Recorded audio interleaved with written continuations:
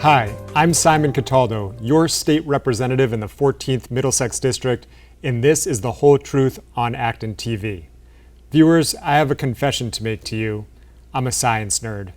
Today, we're going to talk about science, and specifically, we're going to talk about how the lack of artificial light at night is so important for us to see into outer space. We're going to talk about human circadian health, pollinator health, animal health, and a whole host of issues having to do with artificial light. There's a policy angle here. This session, along with my colleague, Representative Sean Garbely of Arlington, I co-filed legislation called the Dark Sky Bill, which would modernize outdoor lighting in Massachusetts. To help us understand the legislation and the science on this issue, I have here with us, and I'm so glad to be greeting Tim Brothers, a national expert on these matters who works at the Wallace Astrophysicist Observatory of MIT, right here in Massachusetts. Tim is going to explain to us everything that we need to know. He's going to help us break it down.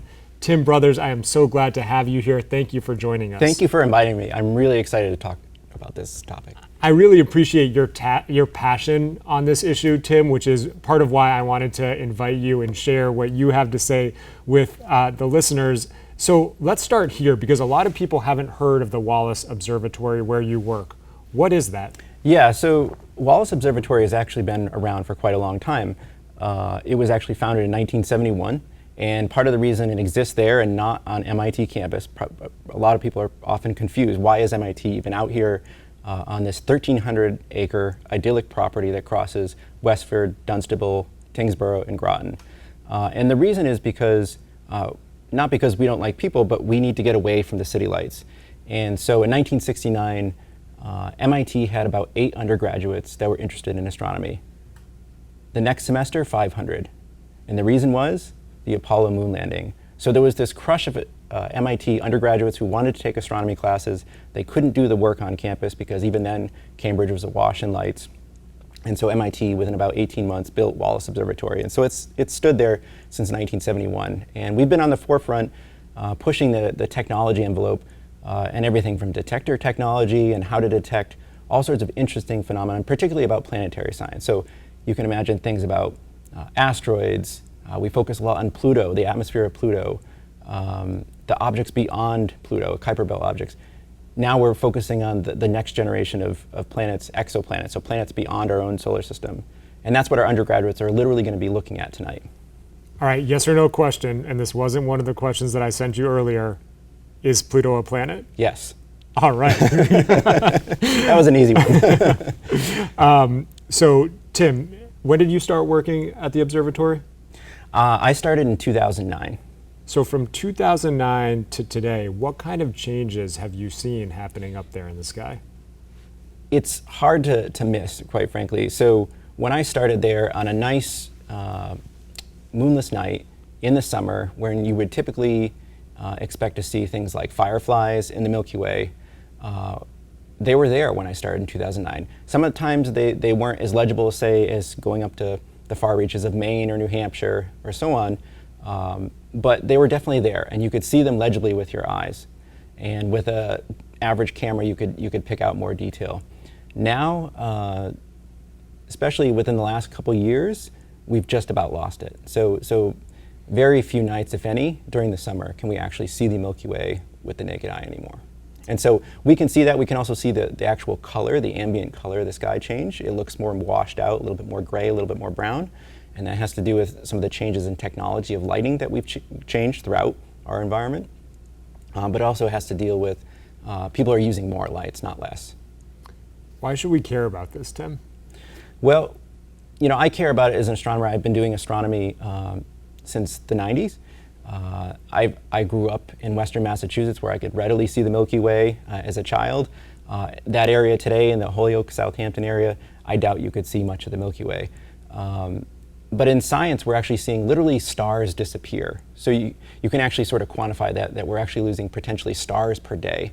And if we can't study stars, those are these bright glowing objects in the sky, even with large telescopes, there's something wrong, right? So that we're sort of missing out on something. And so This impacts astronomy.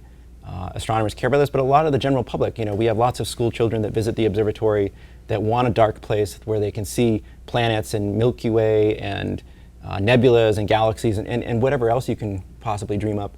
And we can still provide that with the larger telescopes, but it's getting harder and harder for the average person. I think nationally, something like less than 15% of people today in this country can see the Milky Way from where they live. So the places that you can see it, it's sort of something special. Fortunately, at 2 towns west, this sort of illustrates how much of a local problem this is. I can readily see the Milky Way in Pepperell, but it's still under threat. The light pollution is still growing, so we have a little bit of time to try to rectify that. But I think this is a reversible problem. It's the fastest growing environmental problem. It's also the most easily solvable. Well, that's encouraging. When I listen to you talk about losing things, I think just intrinsically, most of us can feel that is something that's important. Certainly those of us who have a connection to science or are interested in science, curious about science, or have had kids who are really interested in that kind of thing, that kind of pulls at your heartstrings. Beyond that, the scientific educational value, what's important about the absence or the presence of artificial light? Well, I think we should sort of take a couple steps back and say, well, what exactly is this light pollution? There's a lot of catchphrases that are thrown around, and I think really the thing to sort of boil it down to is two words: energy waste. So even if you don't care about the stars, take no offense as an astronomer, you should still care about energy waste, whether it's the taxpayer spending money that doesn't need to be spent, or your homeowner, or even just with relationship to climate change, that if we're burning extra carbon for something that doesn't need to be, or it's too bright, or it's excessive, or in a place that doesn't need to be lit, or you have the technology to say dim it down and use only what you need, that's energy waste. And so that's something we should all just care about regardless. And then there's these extra effects on the environment and human health that we can dig into that have broader impacts on the society around us that are probably not as well known. How did it come to be that we would be wasting so much energy? It seems like, specifically with lighting, how did that evolve, and what are some of the examples of ways that you've seen that we can actually address that effectively? Well, I think it's first important to sort of take note that we're not saying no lighting. We're not saying go back to the times of cavemen with just firelight, but that we've only had electric light for a little over 100 years, and we've used that for good purpose in many situations. Lighting crosswalks or intersections, or making certain areas safe and secure, say in front of a bank or a school or so on. And those are legitimate purposes. Walkway lighting, right? So people don't trip. Those are important. But then we've sort of taken it to the next step, and more recently, I would say light pollution has been growing, period. But one of the things that we've sort of seen is that we've made this generational change from the old incandescent high-pressure sodium lights that we all grew up with for the last 100 or so years to LED lighting, which should have been a huge boon for energy savings because they use far less energy, and that's fantastic. Now they're much cheaper to produce. That's also great. The problem is, as they've become cheaper and more affordable, people have put more of them up, too much of them, or not shielded them properly. And it also has to do with some of the intrinsic properties of LEDs. Not to say that we can't use the technology, we just have to use it correctly. So for example, minimizing the blue, which we can dig into the details of why that matters.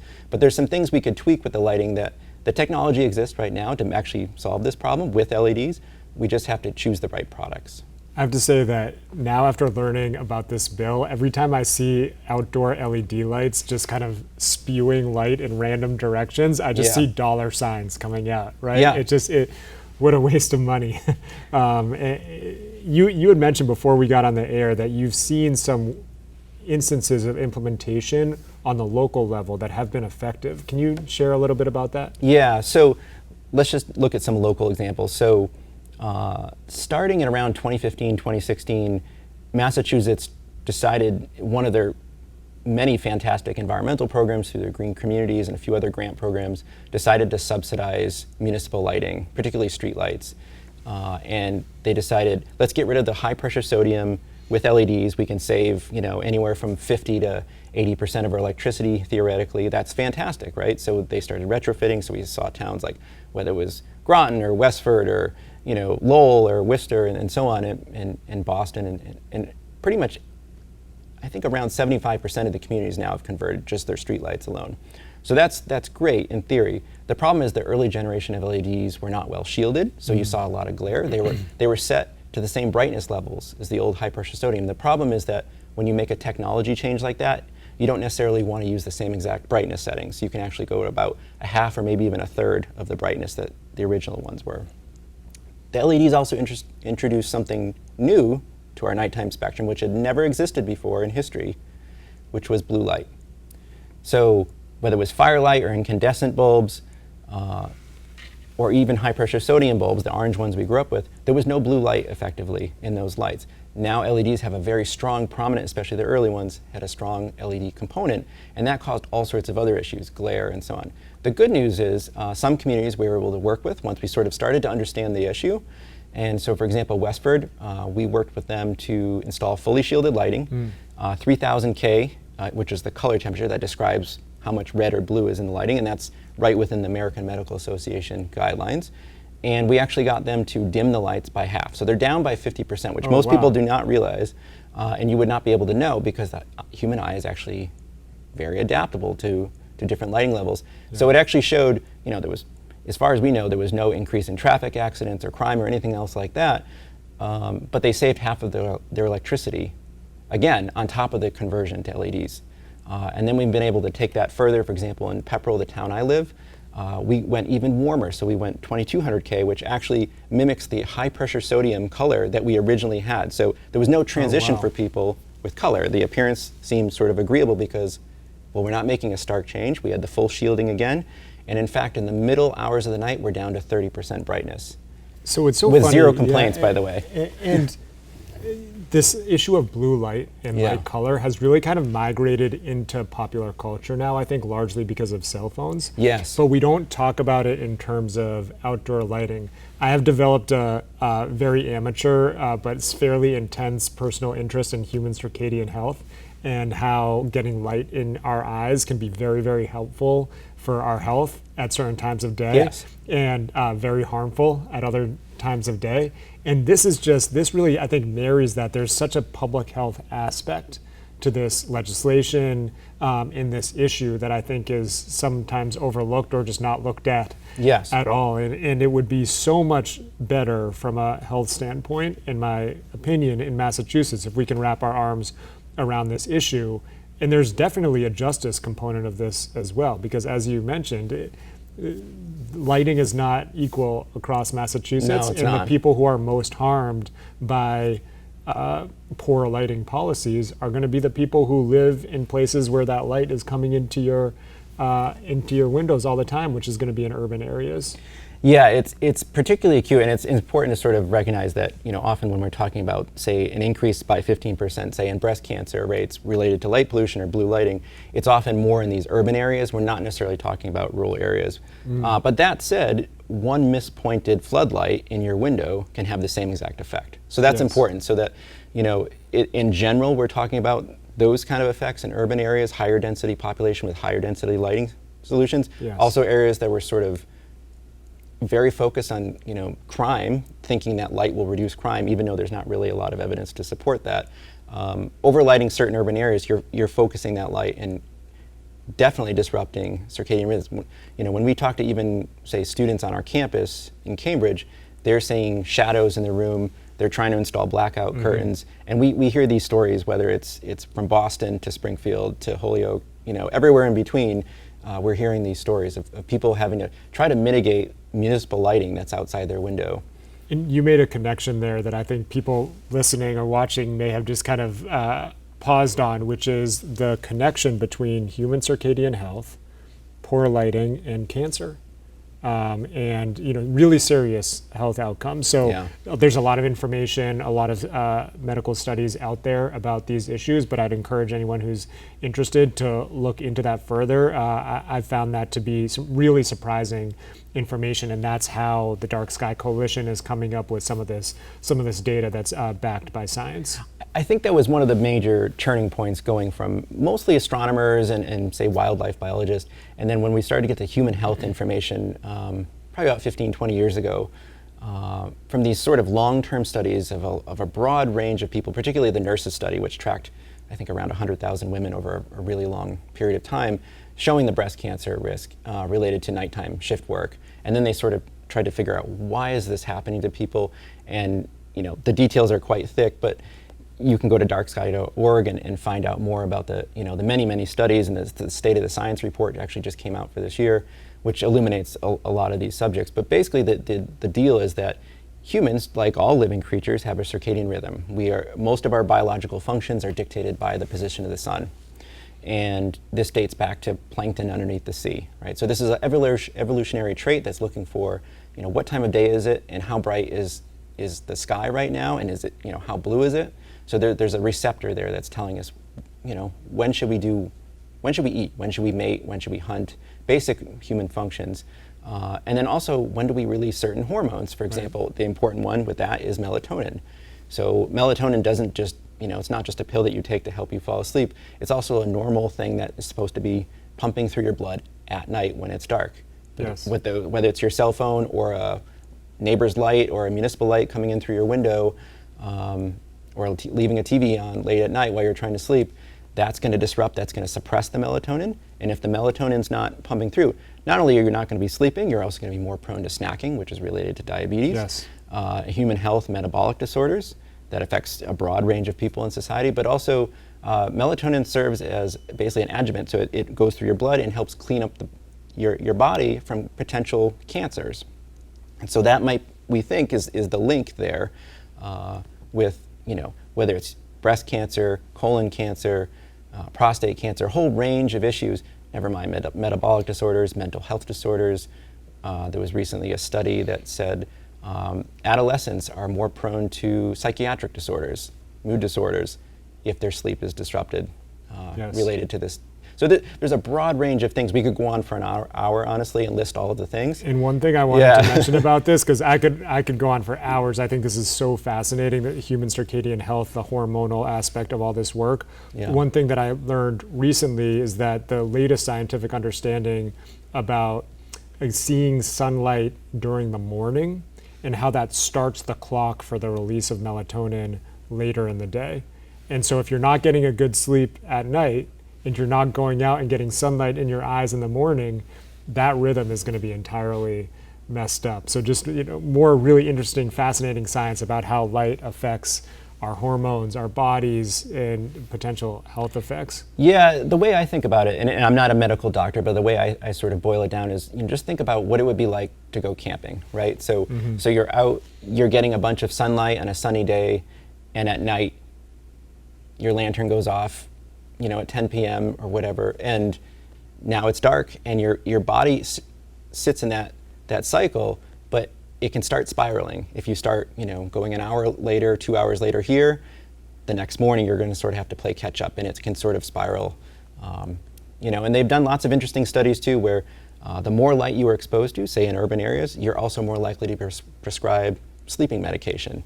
And not just being prescribed, but also at higher doses than, say, a rural area. So there's this cascading effects that we're all trying to triage the situation without looking at maybe the root cause, or at least one of the root causes, which is light pollution. All right, we've talked about astronomy, we've talked about energy savings, we've talked a little bit about public safety, we've talked about human health. Can we talk a little bit about pollinator health? We have a lot of viewers of this show are very interested in and understand the significant impacts of pollinator health in our communities. What does that have to do with the dark sky bill? Yeah, that's another interesting aspect, and that's honestly starting to become one of the more hotly sort of requested topics from our group to sort of speak to different communities. Gardening groups is one of our biggest requesters for speaking engagements and information, because there's a lot of avid people who are worried about the pollinator situation. We know that certain things like pesticides play a role, but now it's becoming more and more clear that we're not talking about the daytime bees, but the nighttime nocturnal pollinators, whether they're wasps or moths, they're often sort of discounted. Maybe they're not as appreciated sometimes in the insect world, but they play a critical role. They also, on the flip side, with a lot of light pollution, you can also attract things you don't want. So you can disrupt, say, food sources for birds and things that, maybe are trying to follow other animals around or interact with them or sort of play a symbiotic role with the plants. You can disrupt birds.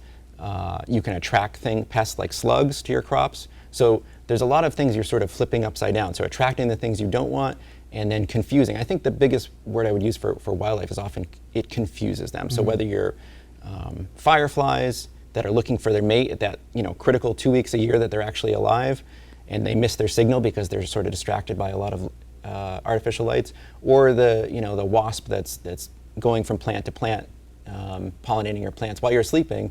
And that's another reason why I often advocate be careful about all of these walkway lights and solar powered lights. While they're not using direct electricity off your meter, they may be disrupting your home garden. And as we know now, growing locally is incredibly important going forward with climate change. And we have a lot of people who care about gardening. Yes. Some people that might not know that, that the use of light in those ways can really disrupt the beauty of your garden and the enjoyment of it.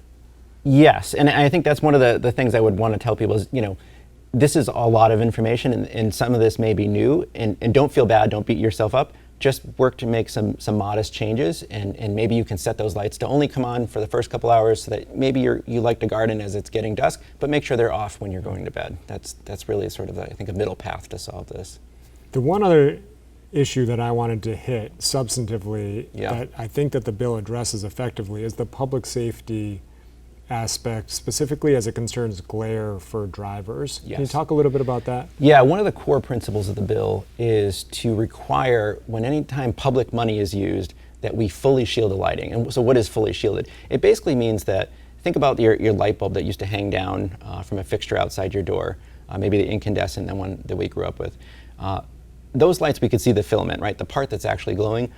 Going forward, we want fixtures that are publicly funded when we pay for them as a community, that they are fully shielded so that none of that light is going horizontal into your eyes, so that there's no glare. So you're not getting that intense, so that your eye isn't absorbing directly. You want to actually see, say, the pathway or the stairs illuminated. Your eye does not need to be directly illuminated. Think about it like that. And that also means that if it's fully shielded, none of that light is going up into space, because none of the light serves a purpose to be going into space, right? Like, so, the 4 astronauts that are up there don't need to see where your walkway is, right? So that's a really easy way to minimize glare. And then also making sure that the lighting levels match industry standards. So not necessarily my levels as a dark sky advocate, but the industry, the people who write the rule books, we should actually as a state be following those rule books and not just sort of throwing anything up there. Because that's also an energy waste, right? So these rule books are written with the intent of improving visibility, but also, we don't want to be wasting energy when we don't need to. Tim, this has been such a great discussion, and we have talked about so much that we've almost missed talking about the bill. So you're an expert on this bill. In 60 seconds or less, could you please explain to our viewers what the bill does? Yeah, so one, it writes, there's sort of 3 basic parts. One, it covers what we just talked about. It's some basic principles of good lighting, some specifications going forward. Another part says the state entities like DOER and Department of Energy Resources and Department of Transportation write rules and pass them out to communities. So people are clear on what the expectations are, and the hope would be sort of communities would sort of take that into effect for other, say, bylaws and zoning down the line. The third part deals with tariffs, which is sort of this boring topic that deals with how much communities are charged, and a lot of people don't realize that with the advent of smart controllers, when we dim by 50 or 30%, the utility companies are charging way above that as a bottom rate. And so we're actually, and this is actually going to get worse, as these lights become more and more efficient with each generation, the discrepancy between those two values is going to get even more. So for example, Pepperell is overcharged by 40% right now. And so we want to be able to get that money back into the community. When communities save electricity, we want to actually see that in the bill. So we're going to save money on the municipal level. Yes. We're going to save energy. We're going to be healthier. We're going to sleep better. We're going to be happier. Our pollinators and animals are going to be healthier. We're going to be safer driving. outside. I'm not sure that there's anything. Oh, and we're going to be able to see the stars better. We're going to see the stars better. In Pepperell now we see the more stars. The sky is 24% darker now. Yeah, and even the police chief is a fan. So it's amazing. Tim, thank you so much for your work on this. This is really an important piece of legislation. It's an important issue. I'm proud to be working with you, Representative Garbely, and many others on this bill. It's now with House Ways and Means, so that's the farthest that this bill has ever come. It's been filed for a number of sessions. If viewers are interested in this, and if viewers in particular want to learn about the bill and ask their legislators to advocate for the bill's passage this session, they can go onto the Mass Legislature's website, and the name of the bill is H3164. H3164. Thank you so much for joining us. Thank you, Tim, and here's to dark skies in the future. Thank you for having me, and thank you for your leadership. Appreciate it.